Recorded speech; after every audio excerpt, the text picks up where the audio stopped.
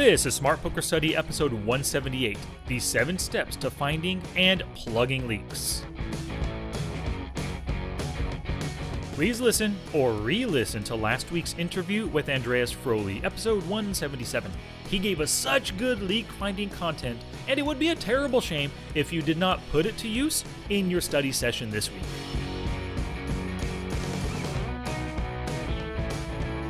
It's poker study time, y'all. Thank you so much for tuning in and for telling your friends. And speaking of friends, I want to thank our newest Patreon friend. His name, CJ Bell. Thank you so much, CJ, for your support of the podcast through Patreon. I really do enjoy creating the show for everybody on a weekly basis, and it's thanks to CJ and everybody else on Patreon that I can continue doing this. Your support shows me that you enjoy the show and that you want me to rock it indefinitely. So to start your own support, go to patreon.com/smartpokerstudy. There are different levels and different rewards attached.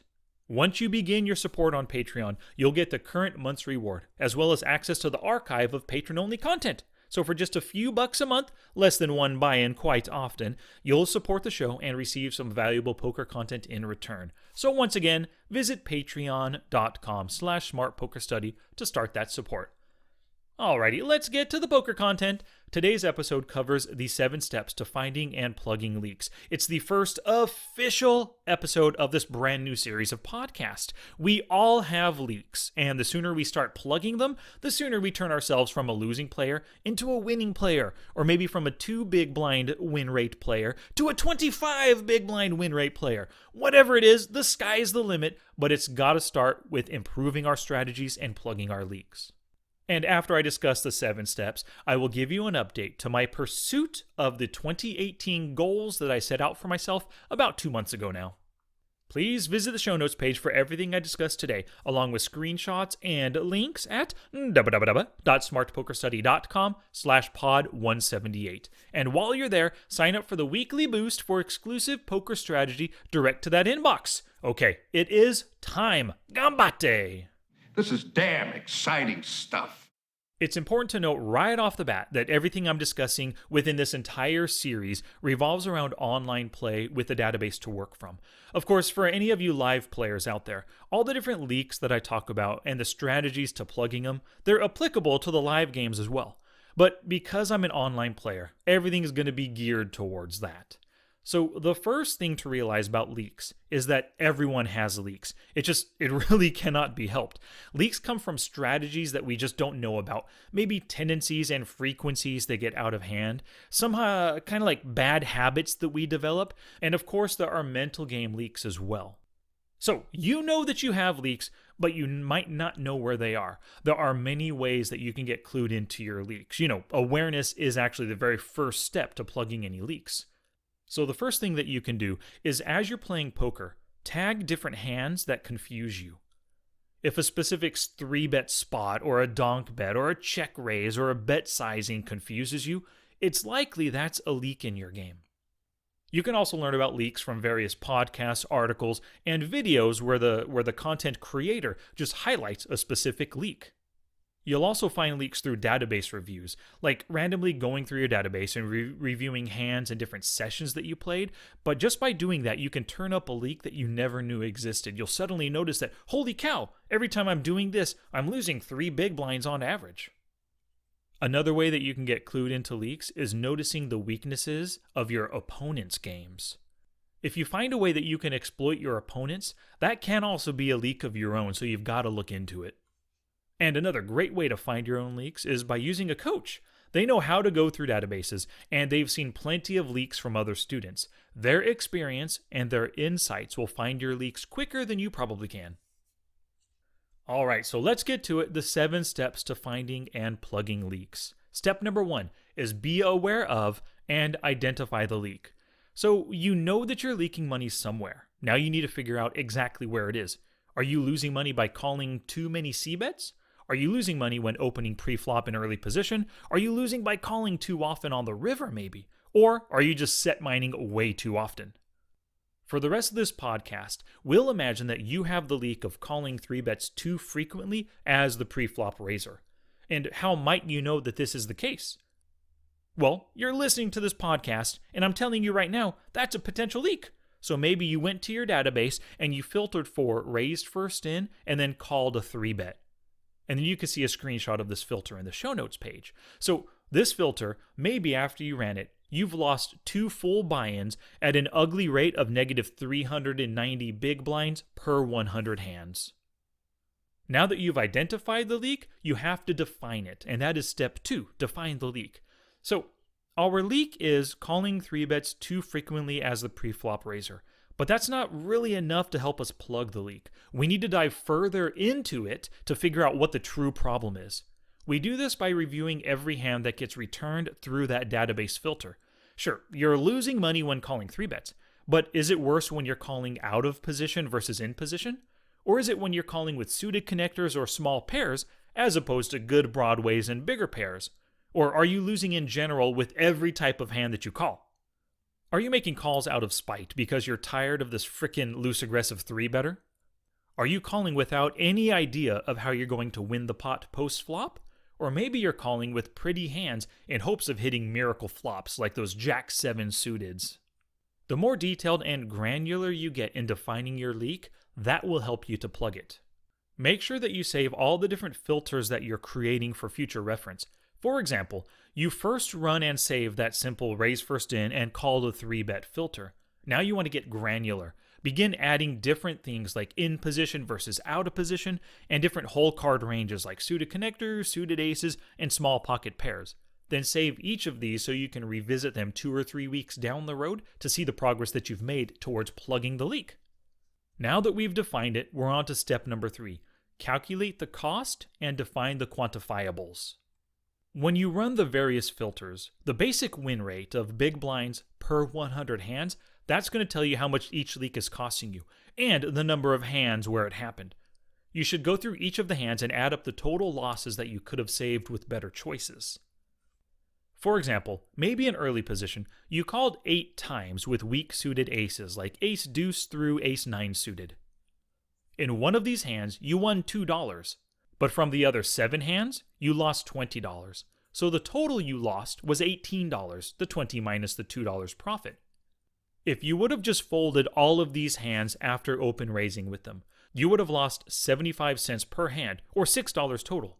So the difference you could have saved is $18 minus $6, or $12 in savings if you had folded all 8 of these hands. Now that's a pretty expensive leak, and it's just one category of hands that you should have folded. You haven't even looked at suited connectors or small and medium pocket pairs or ugly Broadway hands or whatever yet.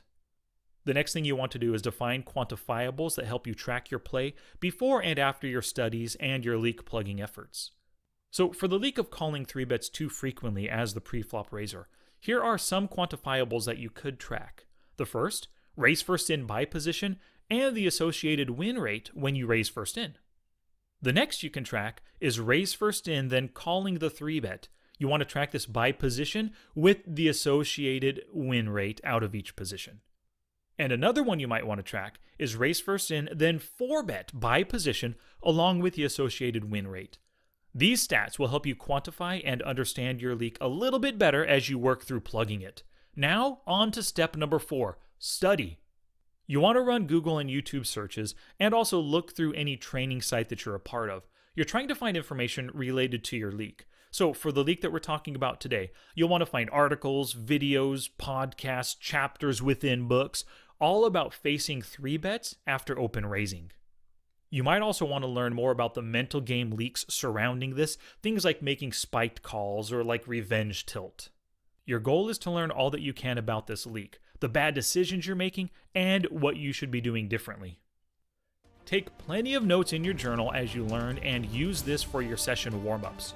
Create sticky notes as well to keep the most important information at top of mind as you play.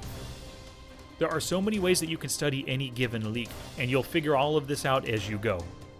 I recommend 1 hour per day of study, all centered around the leak you're trying to plug, and do it for at least 1 week's time. Today's podcast is brought to you by Audible. Get a free audiobook download and a 30-day free trial at audibletrial.com/smartpokerstudy. They have over 180,000 titles to choose from for that iPhone, Android, Kindle, or an MP3 player, and they have both of my books, How to Study Poker Volumes 1 and 2. And if you're looking for a different piece of poker content, they always have Tommy Angelo's Elements of Poker, which I highly recommend.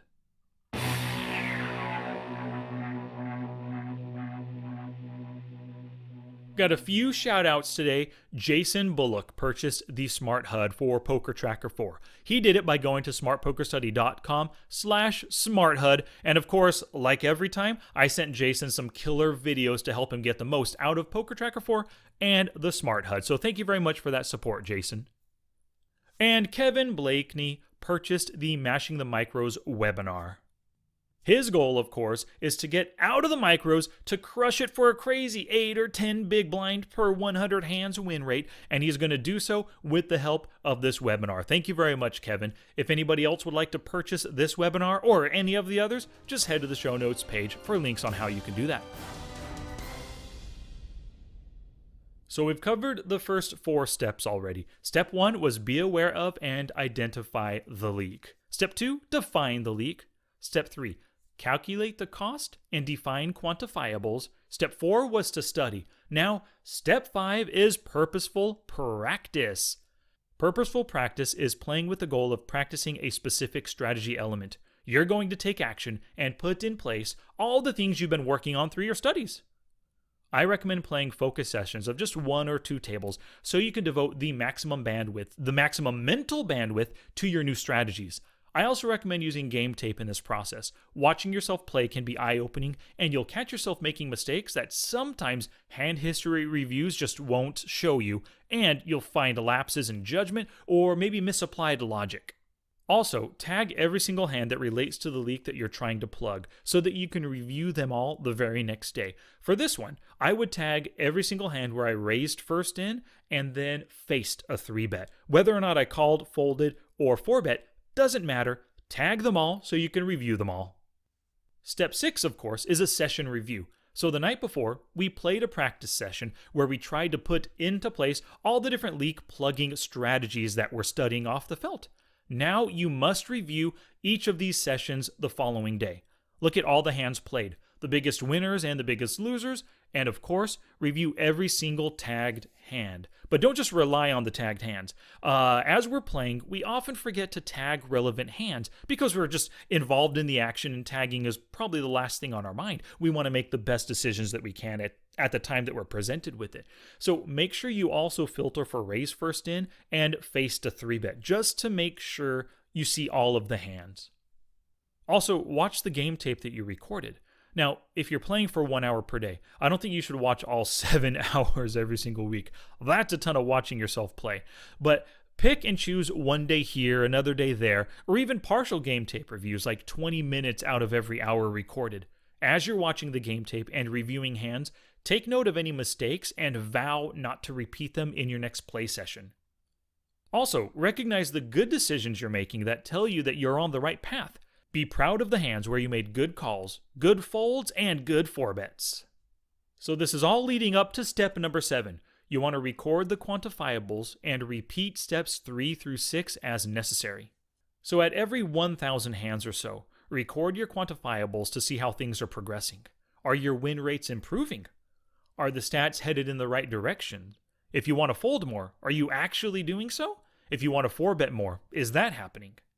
If things aren't progressing positively, repeat steps 3 through 6 again for another week. Do more studies and more purposeful practice centered around the leak. Just keep at it, Study, study, study, practice, practice, practice until that leak is plugged. And don't do any half-assed leak plugging.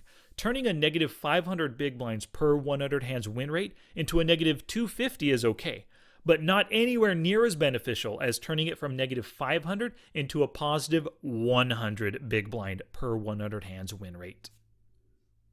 Alrighty, so stepping away from the leak plugging talk, don't worry, we'll get back to it in the next episode. I want to discuss now the progress that I'm making towards my 2018 Smarter goals. So I set 3 goals for 2018. The first was around the Smart Poker Study brand. The second was around my poker play. And the third was around physical health. So here's that very first goal around the Smart Poker Study brand. publish all 3 volumes of my Dominoes of Poker books, Volume 1 by the end of March, Volume 2 in June, and Volume 3 in September. So this goal is still totally meaningful to me. I am on track to publish all 3 volumes within 2018. But here's the thing, I'm about a month behind schedule, so it looks like now Volume 1 in April, Volume 2 in July, and Volume 3 in October. Now, it's not a bad thing. I've just been a little bit slow on the writing. It's a little bit harder than I thought it was going to be. I think I was just a little bit too confident after writing the first 2 books. I thought I could nail this one super quickly. But I found out the hard way that it took me 2 months longer than I had originally intended. The goal was to finish by December 31st. And then the goal was to finish by January 31st. And then by February 28th. What actually happened was I was finished on March 1st is when I actually finished it. So, just a little bit behind. Things are going well still. But I will get all 3 volumes out in 2018. Guaranteed. So now on to the second goal, was about poker play. And here was the smarter goal that I made. Move up from 25 NL to 50 NL by June 1st, then up to 100 NL by October 1st, while following a 40x bankroll rule. So, is this goal still meaningful? Absolutely it is. I want to build that roll. I want to show you that you can bust out of the micros by following the 40x bankroll rule, not taking crazy big chances, just playing a nice solid game at the micro stakes, being value oriented in total, right? So I have some bad news here. Year to date, I am break even. So January, I was up $104.36. In February, I'm down $105.11. So altogether, I'm negative 75 cents with a win rate at negative 0.02 big blinds per 100 hands and 16,914 hands played total. So very simple. I've had a break even 2 months, right? It's not the worst thing in the world. But I will say that I'm woefully underplaying. I envisioned about 15,000 hands played per month. At least 10, but hopefully 15. And really, I'm only at half of that right now. Plus, my February was terrible, and it erased all of my January winnings. I'm basically back to even over 2 months. Like I said, just kind of break even right now. But this has not daunted me in my quest to reach 100 NL by October 1st. I'm recommitting myself to this goal. Now that I'm done with the first draft of the book, I'll have more time to play. And the really interesting thing is the leak plugging podcasts, they're all going to be centered around my own poker leaks. So the studying I'm going to be doing, it's going to kind of like be double time, I'm studying my leaks, working to plug them. And at the same time, I am teaching you how to plug these leaks for yourself. So it's kind of like, I'm learning twice everything that I need to. Hopefully, that should translate into really good play throughout the month of March and then April and then May, of course. And then I will be moving up still. So I am looking forward to giving you another update in a month's time from now. And goal 3 was about physical health. Here was the goal. Get down to 170 pounds from 180 pounds at the start of the year and complete 3 sets of 10 muscle ups by June 1st. So this goal is still absolutely meaningful to me. January 1st, I was at 180.0, exactly 180. February 1st, 180.8. Now on March 1st, I'm at 178.8. So I have a 2 pound loss, a month-to-month loss of 2 pounds right here. So things are looking pretty good.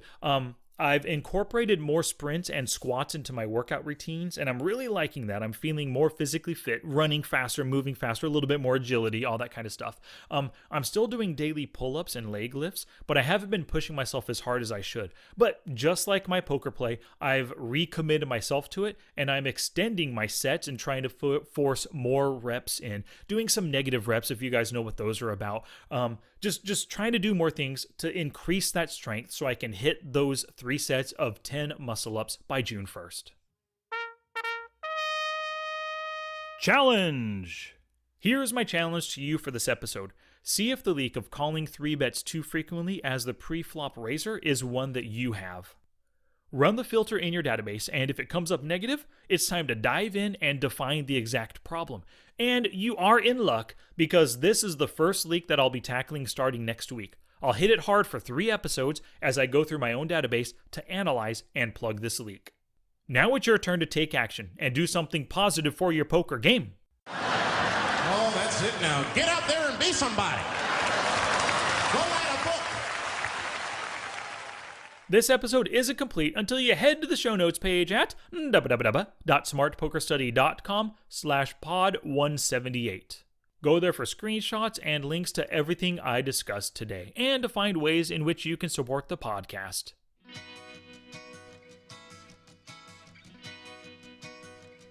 Thank you so much for listening today. I'm putting out more episodes on a weekly basis, so make sure you enable the Alexa Flash Briefing skill for Smart Poker Study. Just search for it in the Amazon store. And of course, subscribe to the show on iTunes or your favorite podcatching app. If you can type or say the word Smart Poker Study, you can find me on Twitch, YouTube, Facebook, Instagram, and Twitter. And if you have questions, send them in to sky@smartpokerstudy.com. Alrighty, poker people, next week in episode 179, we'll start the leak plugging process for the leak of calling 3-bets too frequently as the pre-flop raiser. Word of mouth is the best advertising, so thank you very much for sharing this show with other poker people. Your sharing and caring is what helps us grow. Until next time, study smart, play much, and make your next session the best one yet.